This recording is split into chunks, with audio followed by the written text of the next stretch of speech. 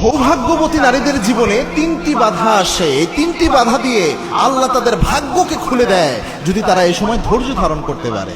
গুরুত্বপূর্ণ বিষয়, বিশেষ করে যে বোনদের কাছে আমার মেসেজটা পৌঁছাচ্ছে, জেনে রাখা দরকার।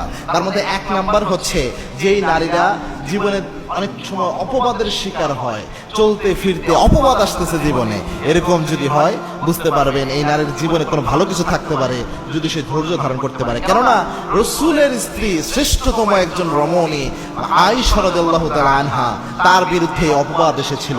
অপবাদ এটা পৃথিবীর সমস্ত যত ভালো ভালো নারীরা ছিল ম্যাক্সিমামেদের জীবনে অপবাদ এসেছে।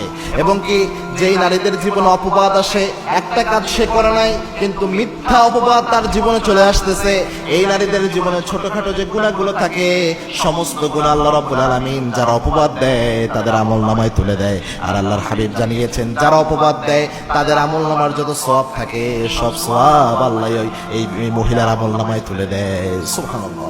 আবার আল্লাহর হাবিব জানিয়েছেন, তোমরা কি জানো নাকি কবিরা গুনার মধ্যে সবচেয়ে বড় কবিরা গুনাহ কোনটা? সাহাবা একরাম বলেছেন, কোনটা ইয়া রাসূলুল্লাহ? কয়েকটার কথা বলেছেন, তার মধ্যে আল্লাহর হাবিব বলেছেন কাউলাজ জুর ওয়া শাহাদাতিজ জুর, কাউকে মিথ্যা অপবাদ দেওয়া হচ্ছে পৃথিবীর সবচেয়ে বড় কবিরা গুনাহ। যত গুনাহ আছে সবচেয়ে বড় গুনাহ এটা। এজন্য এক নাম্বার এটা আসে। দুই নাম্বার আসে, অনেক সময় দেখবেন ওই মহিলাটা হয়তো ভালো, সতী সাদী, সলিহা, কানিতা, আবিদা, ভালো নেককারিনী একজন নারী, কিন্তু তার জীবনে এমন এক স্বামী পড়ছে যেই স্বামী কোনো চরিত্রের ঠিক ঠিকানা নাই, যে স্বামীর কোনো আচরণের ঠিক ঠিকানা নাই, নির্যাতন চালায় স্ত্রীর উপর। এমন অনেক হয়, ভালো একটা মেয়ে একটা খারাপ স্বামীর পাল্লায় পড়ে যায়, সন্তানের মুখের দিকে তাকাইয়া জীবনটা পার করে দেয়। এরকম পরীক্ষা অনেকের জীবনে আসে।